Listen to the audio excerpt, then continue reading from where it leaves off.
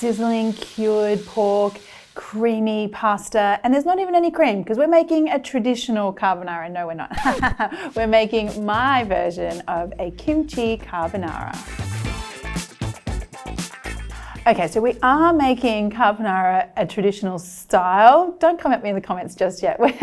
We're not using cream, we're doing the egg and the cheese thing and the pasta water, but I'm gonna add in some kimchi because I really love the kind of funky umami-ness you get from kimchi.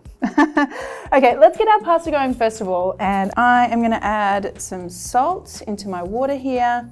A lot of salt. I want my pasta to be beautifully seasoned as it cooks. Now I've got my spaghetti.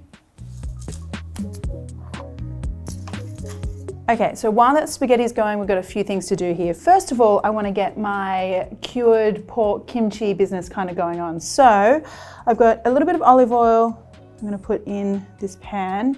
And look, my preference is to use guanciale for carbonara. I actually couldn't get any today at my market, so I'm using speck instead. But I think the point is you want nice big chunks of your cured pork, not sort of like little thin bits of bacon. Now I want to get these pieces sizzling in the oil, releasing all of their yummy pork fat.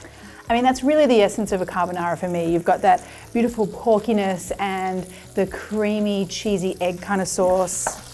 So now for the not so traditional. Here is my kimchi, and I want to finely chop these pieces.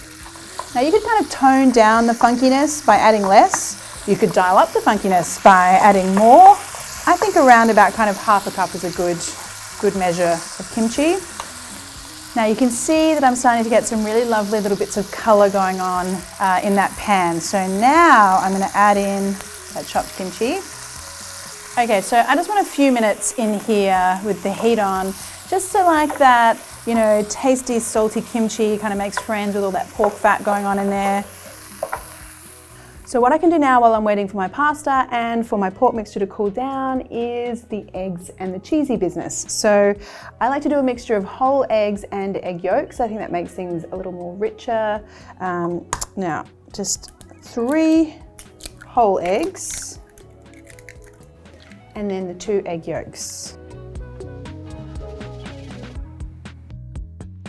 Just give those a mix. And now the cheese. So I'm using Parmigiano, and you just want to add a very generous amount. Okay, mix that cheese through. Now, because this is a really simple dish, I think each little detail can make all the difference. So I'm using pepper here, but I've freshly ground it so you get that really nice, lovely hit of fresh pepper. Okay, so my pork mixture here is nice and cool, and that is about the right timing for my pasta, it seems, because that is beautifully cooked, just al dente, so it's still a little bit of cooking to go. And I want that to happen in the saucepan because I want the pasta to finish cooking and soak up the sauce as it goes. Okay, so my pan is nice and cool, so adding these eggs shouldn't result in a scrambled mess. And now we exercise some patience. So I'm just going to keep swirling this around a little first. And then I'm going to put the heat on very low. So I don't want this to happen too quickly. I just want things to get nice and sticky and shiny and luscious without scrambling. I do want to use some of this pasta water as well. So the pasta water kind of adds a bit of seasoning as well because it's a little salty, but it kind of gives you a little bit of that starchiness. So the pasta water and the oil and the fat and the cheese and the eggs, it's kind of what gives you your sauce. So keep stirring. Don't be tempted to go too high on that heat. Now this can take anywhere up to 5 minutes depending on how low and slow your heat is. You can turn it up, but you know, just be a little careful. Okay, so now we're starting to see that magic happen. See how that sauce is thickening up and it's getting all glossy and quite tight. Like there's not much loose sauce going on there in the bottom of the pan. Now pasta will wait for no man or woman, so make sure you serve it up straight away.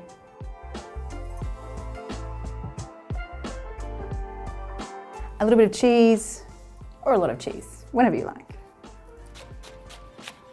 Just a little smattering of spring onions, and there you go. Kimchi carbonara. Oh, that looks so luscious. I am very excited.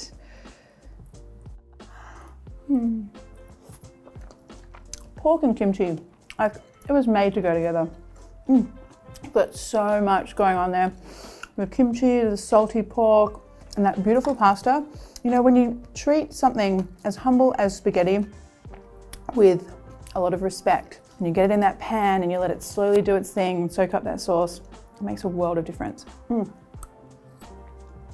Perfect. I need to stop eating the pasta now, don't I? Hey guys, I'm releasing new recipes and videos every week. So if you want to know when something new and delicious is out, why not hit the subscribe button and the little bell, and that way you'll get notified every time. Thanks guys, see you.